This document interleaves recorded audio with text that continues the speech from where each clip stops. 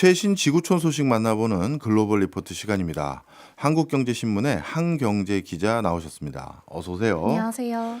예, 먼저 첫 소식은 태국 소식 먼저 알아보겠습니다. 국민의 90% 이상이 불교 신자인 태국에서 최근 승려들의 스캔들이 터졌다고요? 네, 그렇습니다. 한두 건의 일탈 수준이 아니라 태국 사회 전체를 흔들 만큼 큰 사건들이 연쇄적으로 터졌습니다. 가장 상징적인 사례는 지난해 여름 발생했는데요. 방콕의 유서 깊은 사찰에서 벌어진 일이었습니다. 이 사찰의 주지 스님이 이제 사원 계좌에서 수억 바트를 빼돌린 혐의로 수사를 받다가 체포 직전에 자수를 했는데 그 비슷한 시기에 다른 유명 사찰의 주지 스님도 돌연 사라졌어요. 예. 그래서 수사를 해보니까 사건의 중심에는 미스 골프라고 불리는 30대 여성이 있었습니다. 예. 이분이 고위 승려 여러 명과 부적절한 관계를 맺고 이걸 폭로하겠다면서 협박을 했고 승려들에게 거액을 갈취했다는 사실이 드러났죠. 그래서 경찰 조사에 따르면 3년 동안 이 여성 계좌로 들어온 돈이 3억 8,500만 바트, 우리 돈으로 180억 원 가량이 됐습니다. 그래서 경찰이 압수한 휴대전화만 5대였고 그 안에는 승복을 입은 사진들과 영상 이런 8만 건 정도에 달하는 엄청난 자료가 들어있었어요. 네. 여기에 연루된 승려만 최소 10명이었고요. 예. 이 가운데 유명 사찰의 주지 스님들과 고승들까지 포함이 됐습니다. 네. 그래서 어떤 승려는 이런 협박을 견디지 못해서 사찰 자금을 빼내서 이 여성에게 돈을 송금하기도 했고 또 어떤 승려는 국경을 넘어서 라오스로 도피하기도 했어요. 야, 엄청난 스캔들이네요. 네, 과거에도 이 승려들의 음주라든지 도박, 금전 문제로 좀 무리를 빚은 사건들이 있기는 했습니다만 네.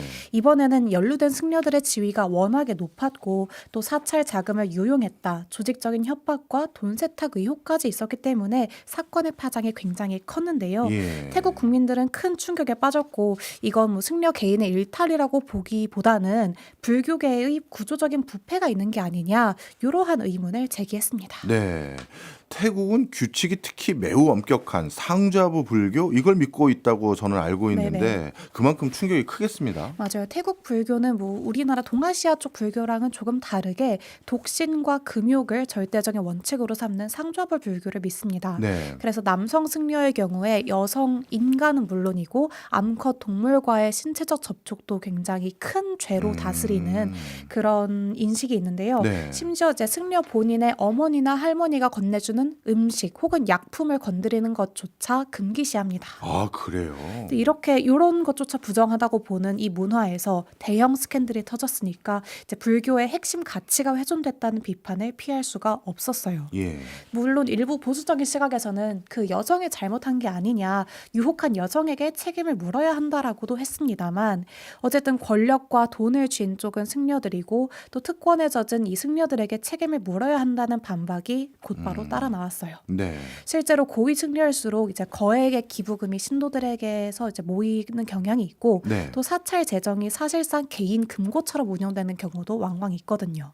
그래서 이 사건 이후에 태국 경찰은 온갖 부정행위를 근절해보겠다면서 사찰과 관련 시설 200곳을 급습했고 네. 181명의 승려들이 체포됐습니다. 근데 이들 중에는 경찰의 추적을 피하기 위해서 일부러 승려가 됐던 범죄자들도 있었더라고요. 아니 원래 승려가 아니라 네. 범죄를 짓고 위장하기 위해서 승려가 된 사람이 이번에 발각됐다고요? 네, 그렇습니다.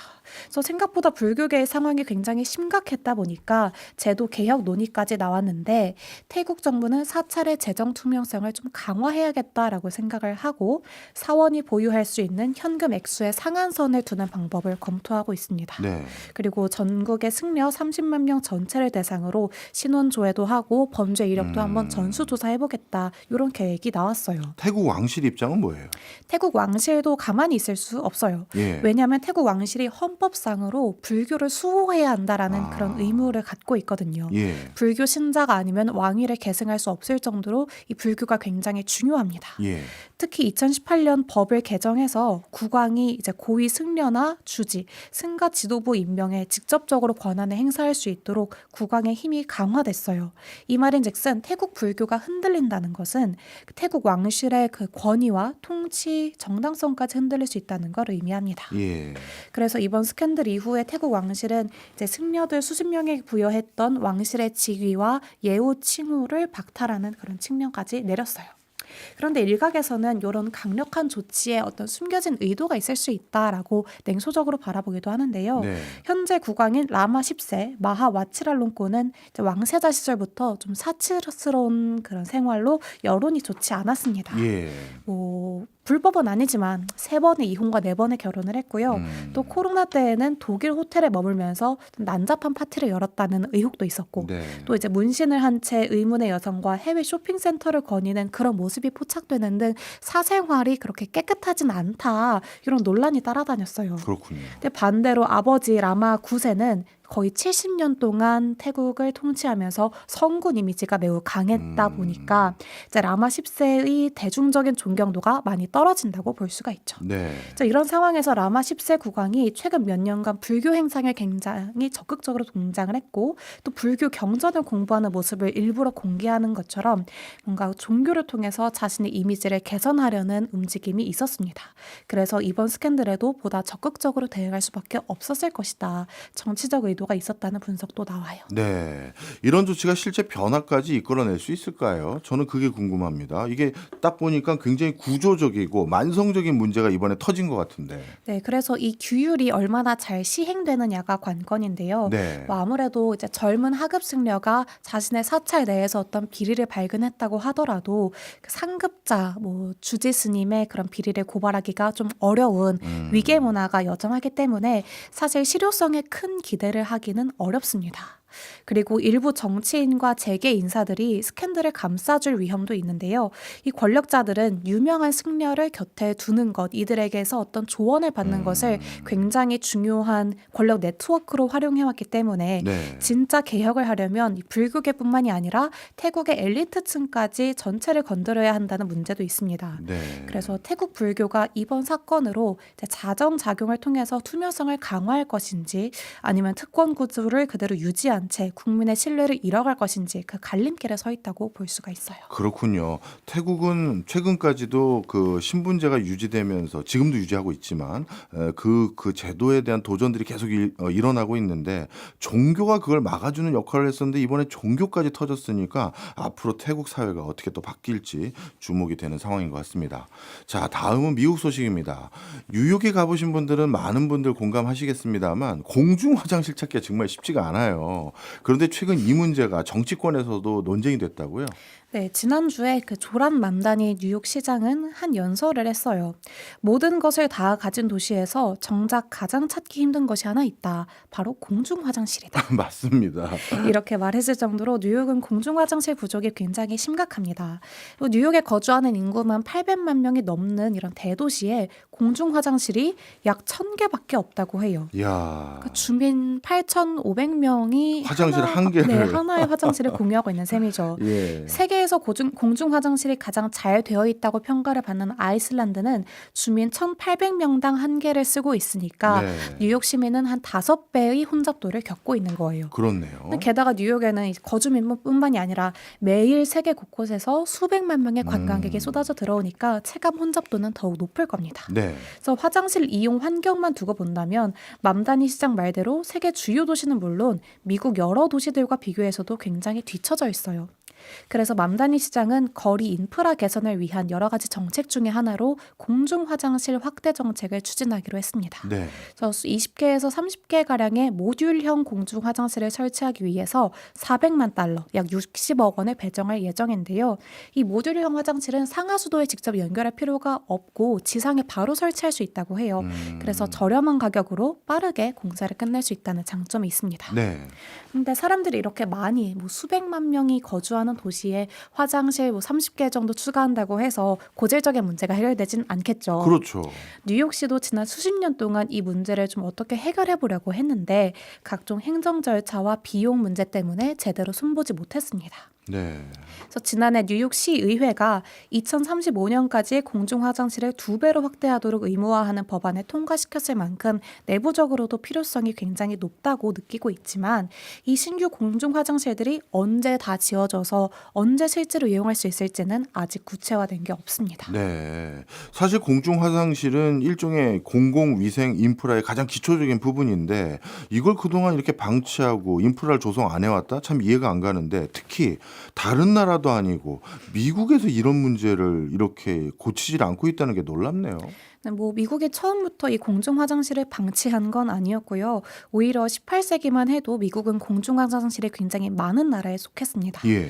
이 당시는 이제 실내 배관이 보편화되기 전이라서 집에 변기도 없고 하수관도 없던 시절이었어요. 그렇기 때문에 사람들은 밖에서 함께 볼일을 보는 것에 대해서 그렇게 이상하게 생각하진 않았습니다. 네. 공공정원에 5개 화장실이 있을 정도여서 공중 화장실이 은폐되어야 하는 공간이라기보다는 그냥 도시가 제공하는 기본 시설이었어요. 예. 그러다가 19세기 후반에 빅토리아 시대에 들어서면서 인식이 조금씩 바뀌는데요. 사회 전반에 도덕주의와 금욕주의가 확산을 했습니다. 그래서 뭔가 몸에서 배설하는 행위를 품이 없는 행위다라고 생각을 하게 되면서 화장실이 공공재보다는 사적인 공간으로 많이 인식이 되기 시작했고 예. 그럴수록 사람들은 공중 화장실 사용을 좀 꺼리기 시작했죠. 예. 그러다가 다시 20세기 초가 되면 공중 화장실이 조금 늘어나는 그런 행태를 보이는데요. 예. 이 당시 미국에서는 금주 운동이 굉장히 활발하게 진행되고 있었는데 술을 못 마시게 하는 그 운동이었어요. 예. 일각에서는 이제 남성들이 소변을 보기 위해서 술집에 들어가는 경우가 있으니까 이걸 좀 막아보자라면서 술집 화장실을 사용하게 할 바에는 공중 화장실 설치를 늘려서 공중 화장실을 사용하게 하자 이러한 주장이 있었습니다. 예. 그리고 특히 1930년대부터는 국가가 직접적으로 개입을 해서 화장실을 적극적으로 짓기 시작을 했어요. 1929년 미국에서 대공황이 일어나면서 실업률이 굉장히 많이 치솟으니까 당시 대통령인 루즈벨트 대통령이 뉴딜 정책을 시행했잖아요. 예. 이제 이때 빠르게 만들 수 있는 공공시설을 많이 확충하면서 실직자들에게 임금을 지급하는 식으로 경제 문제를 해결을 했는데 그 중에 하나가 공중 화장실이었습니다. 아. 뭐 시설은 열악하지만 그래도 간이 화장실과 공원, 광장, 도로 인근에 공공 화장실이 굉장히 많이 지어진 때가 이 1930년대였어요. 지금까지 말씀 듣고 보니까 미국에서도 공공 화장실을 많이 짓기 위한 노력들을 1930년대까지 계속 해왔는데 왜 이렇게 갑자기 공공 화장실이 줄어들었을까요? 그러다가 1970년대에 이 공중 화장실이 거의 사라지게 되는 결정적인 시기가 도래하는데요. 예. 이 당시에 뉴욕을 비롯해서 뭐 필라델피아나 샌프란시스코 같은 대도시에 세금 수입이 많이 줄어듭니다. 네. 그래서 공중 화장실을 유지할 여력이 굉장히 떨어졌어요. 아. 왜냐하면 화장실은 매일 청소를 해줘야 되죠. 그렇죠. 그리고 뭐 파손의 위험도 있고 또 설비가 낡으면 교체를 해줘야 됩니다. 그 공중 화장실을 이 운영하는 입장에서는 뭔가 돈은 계속 들어가는데 관리한다고 해서 티는 잘 안 나는 예. 그런 시설이 돼버려요. 그리고 이제 의도와 다르게 범죄에 굉장히 취약한 장소로도 활용이 될 수가 있고요. 네, 그래서- 맞습니다. 외국 같은 경우는 진짜 매일 청소가 아니라 거의 실시간적으로 청소를 해도 좀 뭔가 청결한 상태가 잘 유지 안 되는 나라들이 참 많더라고요. 맞아요. 자, 그러면 이런 상황에서 유럽 같은 경우는 공중 화장실이 유료인 곳들도 많은데 혹시 미국에서는 화장실 유료화 논의 이런 얘기는 없었습니까? 이렇게 상황이 열악해지면서 이제 시 정부가 화장실 이용자에게 돈을 좀 받아야겠다라면서 유료화를 고민했습니다. 네. 그런데 이것이 정말 큰 역풍으로 돌아왔어요. 당시 뉴욕시는 이제 칸막이가 있는 여성 화장실의 경우에는 유료로 전환하되 소변기만 있는 남자 화장실은 무료로 유지하는 그런 정책을 시행했는데 예. 이게 성차별 논란을 불러일으켰습니다. 그렇겠는데요. 그리고 또 유료화를 한다는 건 돈이 있는 사람만 화장실을 사용할 수 있다는 걸 의미하니까 노숙자나 저소득층은 이제 기본적인 배설권조차 보장되지 않는다면서 계급 차별이라는 비판도 받았습니다. 예. 이렇게 유료화를 해보려고 했는데 반대 목소리가 커지니까 시 정부는 아예 공중 화장실 자체를 없애버리는 쪽으로 그 방향을 틀어요. 그래서 지금까지도 공중 화장실은 1930년대에 지어졌던 그런 열악한 상태로 남아있는 경우가 많고 시민들과 관광객들은 공중 화장실 대신에 뭐 카페를 가든지 백화점, 도서관, 호텔의 화장실을 찾아갈 수밖에 없는 상황입니다. 예. 그래서 SNS에서는 뉴욕 화장실 이용 꿀팁이라면서 몇 가지가 돌아다니는데 네. 그중에서 뉴욕 트럼프 타워 화장실이 굉장히 좀 시설 좋은 공짜 화장실로 유명하더라고요. 그래요. 그래서 뭐 일각에서는 트럼프 대통령이 인색한 줄 알았더니 이런 화장실 사용을 관대하더라라는 그런 얘기도 나옵니다. 예. 뭐 아무튼 이런 구조가 과연 정당하느냐에 대해서는 여전히 비판이 있습니다. 뭐 스타벅스 화장실을 이용한다고 하더라도 커피 한 잔 정도는 구매해야 하기 때문에 결국 화장실 한 번 이용을 위해서 몇천 원 정도는 쓸 수 있는 사람들만이 그 화장실 이용 대상이 되는 거잖아요.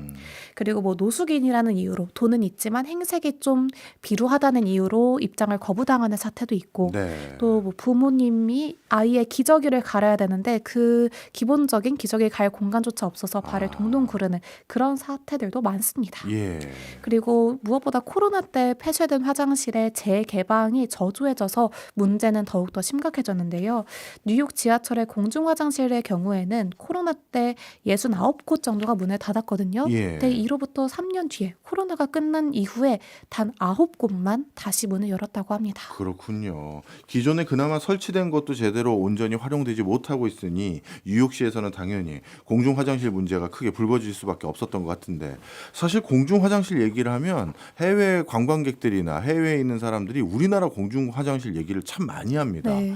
한국처럼 공중 화장실 깨끗한데 처음 봤다. 그리고 공중 화장실에 우리 두루마리 휴지라는 다 거 있죠. 있잖아요. 네. 그걸 다 이렇게 비치해 두는 나라도 정말 처음 봤다라고 할 정도로 우리는 시설이 많이 개선됐는데 제가 알기로 이게 1988년 올림픽 유치와 관련돼 있다고 들었거든요. 그런데 우리는 이렇게 많이 개선을 했지만 정작 미국은 이 부분에서 많이 뒤처져 있다니 의외입니다. 맞습니다. 그래서 미국인들 역시 같은 인식을 하고 있어요. 뭐 저 아시아의 도쿄와 싱가포르, 뭐 한국은 물론이고 중국 역시도 2015년 화장실 혁명을 선언하면서 화장실 위생 정비 프로젝트를 진행하고 있거든요. 근데 이 프로젝트가 지금 시행된 지 10년이 조금 넘었는데 상당한 성과를 거둔 것으로 파악이 됩니다. 어. 이제 2015년 당시에 이제 2020년까지 12만 개의 공중 화장실을 새로 짓거나 개조하겠다라고 발표를 했고 그 물량이 상당히 채워진 걸로 파악이 돼요. 예. 특히 일선 도시라고 하는 대도시에서는 24시간 축축하지 않은 화장실을 목표로 공중 화장실마다 최소 1명의 미화원을 두고 있고 또 중국 농촌 연구 보고서에 따르면 2024년 말 기준으로 했을 때 전국 농촌에서 공중 신식 화장실 보급률이 73%였다고 해요. 네. 물론 중국의 모든 농촌이 이런 깔끔한 화장실을 누리고 있는 건 아니고 뭐 일부에서는 이 화장실 혁명이 좀 보여주기식 행정이다라는 그런 한계도 있지만 어쨌든 중앙정부의 노력으로 화장실 컨디션이 개선됐다는 점에서만큼은 미국과 큰 차이를 보이고 있습니다. 네. 그런데 미국은 연방 차원의 개입은 아직 없이 개별 도시 정부가 알아서 해결하고 있는 구조이기 때문에 뉴욕식 화장실 혁명은 과연 어느 정도의 성공을 거둘지가 굉장히 관심을 끌고 있고요. 네. 뉴욕에서는 공원에 화장실 하나 지을 때도 최소한 5개 정도의 행정기관이 연루돼 있어서 그 심사 시간도 오래 걸린다고 해요. 네. 이렇게 공사가 미뤄질수록 공사비는 폭증하고 또 사업을 포기하는 경우가 반복되었는데 이런 절차를 손보지 않는다면 이번 프로젝트 역시 뭔가 시도하는 수준에서 끝날 수 있지 않을까 약간의 우려는 있습니다. 그렇군요. 알겠습니다. 짧게 하나만 더 보고 가겠습니다. 미국에서 암호화폐 ATM기를 활용한 사기가 기승을 부린다. 암호화폐 ATM기도 있었군요. 네, 그렇습니다. 뭐 우리나라에서도 지난해인가요? 뭐 시범적으로 도입된 사례가 있었다고 하는데 네. 미국에서는 암호화폐 ATM의 보급률이 굉장히 높아요. 그런데 이 ATM이 사실상 사기 범죄의 핵심 인프라로 기능하고 있다는 소식입니다. 어. 미국 FBI에 따르면 지난해 1월부터 11월까지 이 비트코인 ATM으로 사기 피해를 당했다는 신고액이 약 5천억 원에 이르렀어요. 이야. 이게 그 전년과 비교해도 30% 이상 늘어났습니다. 예. 이 기간 동안에 비트코인 가격이 강세를 보였고 또 암호화폐 ATM 보급률이 확대된 것도 피해액을 늘리는 데 영향을 미쳤죠. 아니, 암호화폐 ATM기를 활용해서 어떻게 사기를 합니까? 그 사기 방식은 굉장히 단순한데요. 보이스피싱이라고 생각하시면 됩니다. 음. 범죄자들이 이제 전화나 온라인 메신저로 피해자에게 접근을 해서 사칭을 하는 거예요. 네. 국세청에서 나왔습니다. 뭐 경찰입니다. 혹은 나는 너의 연인이다라면서 이제 속이고 예. 지금 당장 암호화폐 ATM으로 가서 돈을 입금해라, 현금을 입금해라 이렇게 압박을 합니다. 암호화폐는 송금 속도가 굉장히 빠르고 또 한 번 보내면 취소가 불가능하기 때문에 피해자 입장에서는 한 번 잘못된 판단으로 돈을 잃을 수가 있는 거죠. 이거 우리나라에서 있는 진짜 보이스피싱 형태와 굉장히 유사하네요. 네, 그러면 피해자들도 똑같이 고령층 노인들이 대부분입니까? 네, 뭐 이 기술에 그렇게 익숙하지 않은 고령의 노인들이 대부분 피해자들로 집계가 되고 있어요. 그래서 워싱턴 DC에서 진행 중인 소송 자료를 보면 미국 최대 규모의 비트코인 ATM 운영 업체인 아테나라는 업체가 있는데 예. 이 기기에서 이뤄진 거래의 93%가 사기 거래였고 피해자 연령의 중간값은 71살이었습니다. 네. 이 밖에 뭐 혼자 사는 사람이나 아니면 인지 능력이 떨어지는 사람이 종종 표적이 된다고 해요. 그래서 워싱턴주의 스포켄이라는 도시에서는 한 남성이 90만 달러 전 재산을 동네 주유소에 설치된 암호화폐 ATM에 넣었다가 모두 잃었고 극단적인 선택을 시도한 사건도 있었습니다. 네. 그래서 이렇게 흘러간 돈은 주로 중국이나 러시아, 나이지리아처럼 해외로 곧장 빠져나가요. 그렇기 때문에 경찰은 범인을 잡을 수도 없고 돈을 돌려받기도 굉장히 힘들다고 경고합니다. 미국에서는 왜 이렇게 암호화폐 ATM기가 많은 거예요? 앞서 말씀드렸듯이 전 세계에 있는 암호화폐 ATM 중에 약 80%가 미국에 설치되어 있는데요. 네. 단순히 암호화폐가 미국에서 많이 활발하게 거래되기 때문이라고 보기에는 구조적인 문제가 숨어 있습니다. 예. 미국에는 여전히 은행 계좌가 없거나 신분 혹은 신용도 문제 때문에 이 정통적인 금융 시스템에 접근하지 못하는 계층, 우리가 언더뱅크드라고 하는 그 계층이 있는데 예. 이 인구가 굉장히 많아요. 예. 그래서 이 사람들은 수표를 현금화해주는 어떤 상점이나 아니면 월급날에 고금리로 소액 대출을 해주는 비주류 금융 서비스에 의존해 왔습니다. 네. 이런 사람들에게 암호화폐 ATM이란 약간 현금을 바로 디지털 자산으로 바꿀 수 있는 거의 유일한 창구가 되어줘요. 아, 그렇군요. 그래서 뭐 스마트폰 앱이나 거래소 계좌를 신설할 필요가 없이 현금을 ATM에 넣으면 되니까 굉장히 편리하죠. 예. 그리고 ATM이 설치된 장소도 어디 멀리 갈 필요도 없고 편의점이나 주유소처럼 익숙한 장소들에 많이 설치가 돼 있습니다. 근데 문제는 이 간편함 속에 사기에 취약할 수 있다는 그런 맹점이 존재했다는 거예요.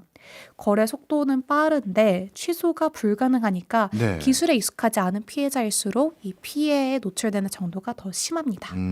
게다가 수수료도 보통 10% 이상을 떼어가거든요. 예. 그러다 보니까 거래 수수료까지 포함한 금액이 즉시 피해자의 손실로 확정돼요. 그렇군요. 어떻게 보면 암호화폐 ATM기가 사기를 부추기는 꼴이 된 건데요. 네, 그래서 경찰이나 피해자 단체는 이 암호화폐 ATM 자체를 문제 삼고 있어요. 예. 그런데 반대로 암호화폐 업계는 아니 ATM이 문제가 아니라 사기범이 이걸 악용하는 게 문제가 아니겠느냐라고 반박을 합니다. 왜냐하면 일반 은행 ATM도 이런 보이스피싱 범죄에 활용되는 경우가 적지 않기 때문에 예. 금융 인프라를 없앤다고 해서 사기 범죄를 근절하긴 힘들 것이라는 논리죠. 그리고 익명으로 경제 활동을 하고 싶어하는 수요도 분명하게 있으니 암호화폐 ATM을 없애는 건 오히려 시민의 권리를 제한하는 것이다라고 주장을 합니다. 네, 그렇군요.